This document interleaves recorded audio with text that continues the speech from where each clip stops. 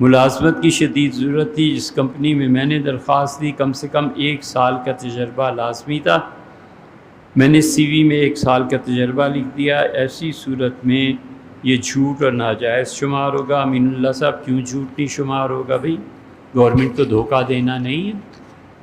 آپ خود سوچیں اس میں شریعت کو کیوں لانا ہے؟ یہ عام انسانی عقل میں نہیں آتا۔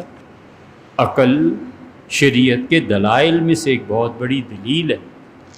آپ نہیں جانتے کہ یہ حرام، جان بوجھ کے حرام کام کرتے ہو، پھر مفتیوں سے پوچھتے ہو کہ کوئی صورت ہو جائے جائز ہو جائے۔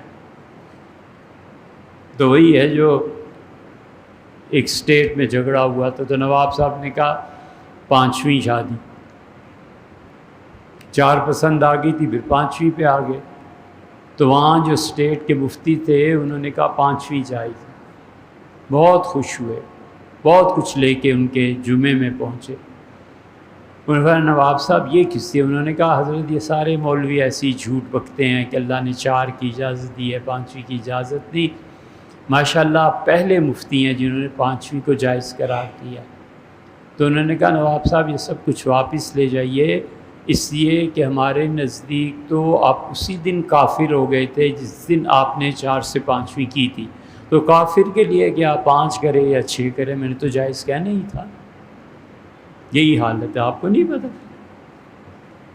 آپ نے 1 ماہ کام کیا ہے، اس 1 سال کا تجربہ آپ نے لکھ دیا، یہ تو آپ نے عرض کر دیا۔ ایک بات اس مسئلے کا ایک پہلو یہ ہے کہ جو کچھ گورنمنٹ چاہتی تھی آپ میں وہ صلاحیت بھی موجود ہے یا نہیں؟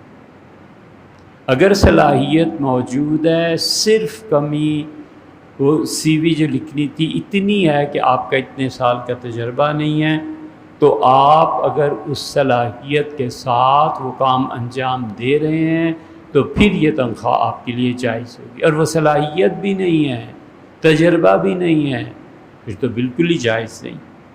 اس لیے یہ جو جائز بھی ہو جائے گا نا، اس کے باوجود اللہ سے توبہ کرنا ضروری ہے۔ اگر آپ میں اہلیت اور صلاحیت موجود ہے اور آپ میرٹ پہ آ رہے ہیں، صرف تجربہ نہیں نا، میرٹ پہ آ رہے ہیں آپ، اب یہ ٹھیک ہو جائے گا، حلال کا مال ہو جائے گا۔ لیکن یاد رکھو یہ اللہ کے اور بندے کے درمیان